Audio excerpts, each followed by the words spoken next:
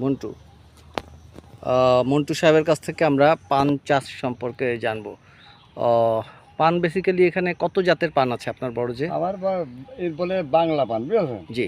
এটা কিন্তু এলসি পান আমাদের গ্রামে খুব কম। হ্যাঁ এলসি পান ওই নিয়ালপুরি গ্রামে ওদিকে।